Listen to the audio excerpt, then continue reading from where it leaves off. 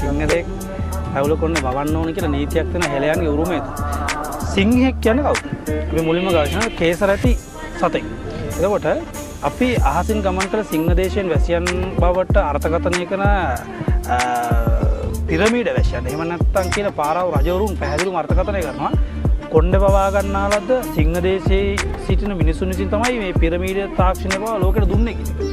අපේ රටේ මිනිස්සු නෑ කියද්දි මේ මිනිස්සු මැටි පුවරුවල සෙල්ලිපිවල රම්පත්වල විවිධ තැන්වල සටහන් කරන මේ වගේ මිනිස්සු කොටසක් හිටියා කියන. ඒතර අපි කොණ්ඩේ කඩා දාගෙන රැවුල කඩා දාගෙන සාමාන්‍ය වේගෙන් ගමන් කරද්දී මේ කොණ්ඩේ රැවුල සුලකට ලෙලදෙනවා. නැත්නම් සිංහයෝ කියලා කියන්නේ එතෙන්දි පට බැඳන නාමය. නැත්නම් අපේ මිනිස්සු හිතාගෙන ඉන්නවා මේ මහා වංශයේ සටහන් කර සමහර තොරතුරුත් එක කියනවා අපි ඉන්දියාවේ හිටපු සිංහබාහු කියන චරිතයෙන් උපන් එක දරුවෙක්ගේ කියන්නේ විජය කියන රජතුමාට දාව උපන් මිනිසුන් ඒ නිසා අපි සිංහල කියන අර්ථයක් ගෙනත් තියෙනවා. නමුත් ඒක නෙමෙයි ඇත්ත කතාව.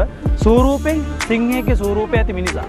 ඒ නිසා ඒ අර්ථයට මම ජීවත් වෙන්න උත්සාහ කරනවා. ඒ උත්සාහ වීම නිසා තමයි මම කොණ්ඩේ රැවුල වැව්වේ. ඇත්තටම කොණ්ඩේ රැවුල වැව්වට පස්සේ භෞතික වශයෙන් සිදු වෙන සංසිද්ධි කීපෙකුත් තියෙනවා. මේක අර්ථකථනය කරන්න මහ පොළොවේ ඇති ශක්තිය භෞතික විද්‍යාවට අනුව තුඩුමගේ ශක්තිය අවශෝෂණය කරගැනීමේ වෙනම ක්‍රියාවලියක් තියෙනවා. ඒතර මේක නිසාම ශක්තිමත් බුද්ධිමත් නිරෝගිමත් ආක්‍රමණශීලී සැබෑ සිංහල ජාතියේ අනන්‍යතාවය කොණ්ඩෙත් එක්ක පට බැඳෙනවා. සමාවෙන්න තුඩු කිව්වේ තුඩක්.